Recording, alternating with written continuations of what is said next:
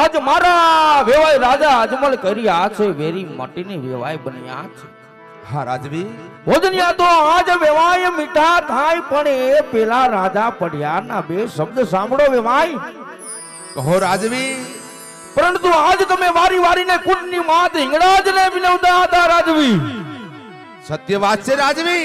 અને એક વાત તમે કહી કે જે મેણા બોલવા હોય તે રાજા પઢિયાર મને બોલી લેજો પણ મારી દીકરીને ન બોલતા. સત્ય વાત છે રાજવી. માટે હે રાજા અજમલ, આજ દીકરી તો તમે બનાવી સુકા છો, પરંતુ આજ મારે ગઢ પિંગલને પાદરે કદાચ કોઈ હારો અનેરો ઉત્સવ હોય. હા રાજવી. માટે તમારી દીકરી સગુણાનો એટલે કે મામેરિયા તરીકે વીર આવે એટલા જ માટે તમારે પુત્ર કેટલા છે રાજવી? હો રાજવી, આજ મારે લાસા લક્ષ્મી સગુણા ત્રણ દીકરી છે રાજવી. અને એ પણ જગદંબા દાખી પાડેવી આંગણે રમે છે રાજવી. દીકરો મારે એક. ખામોશ રાજા અજમલ, ખામોશ. રાજા પડિયાને પીઠ પાછળ ઘા માર્યો છે વેવાય તમે. વાંજની દીકરી લેવી મહાન પાપ છે, કારણ કે મારે મારો પિંગલનો દરબાર વાંજ્યો નથી રાખો.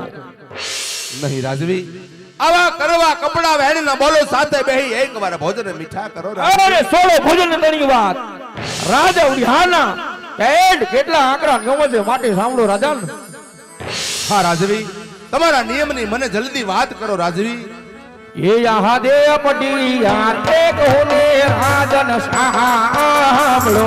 હા રાજા.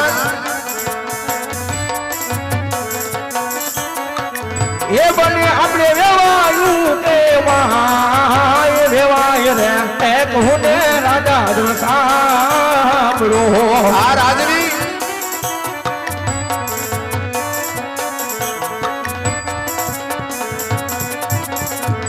એ યહાં દે પુરાણ ને એ સિમાડે વેવાયા મે ભૂલા રે પડા. હા રાજવી. ખામોશ. એ આવ્યા મે જબરી દોની દહાન તમારે એ સિમાડે વેવાયા મે ભૂલા રે પડા. હે રાજવી.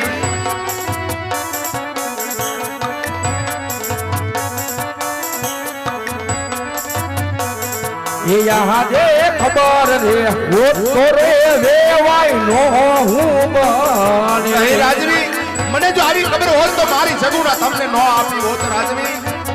અરે રાજા, તમે તો વાંજ્યા છો, માટે જતા જતા એક શબ્દ કહેતો જ આવશું. જ્યાં સુધી આજ તમારા આંગણાની અંદર કુમકુમ કેરી પગલી ન પડે રાજા, અને જ્યાં સુધી તમારી દીકરી સગુણાનો કોઈ રખેવાળ એટલે કે વીર ન આવે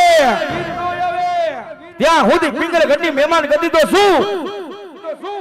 પિંગલગઢના ધૂપ ઝાડવા જોવા ભૂલી જાજો વેવાય. અરે રાજવી, જાતા જાતા તમે પણ કાન ખોલી સાંભળતા જાવ રાજવી. હું પણ એક ક્ષત્રિયનું સંતાન છું રાજવી. જ્યાં લગન મારે ઘરે પુત્ર પ્રાપ્ત ન થાય ત્યાં લગન મારે પણ પિંગલગઢના પાણી આજે અગ્રાસ છે રાજવી. જય ભવાની વેવાય રાજા અજમલ.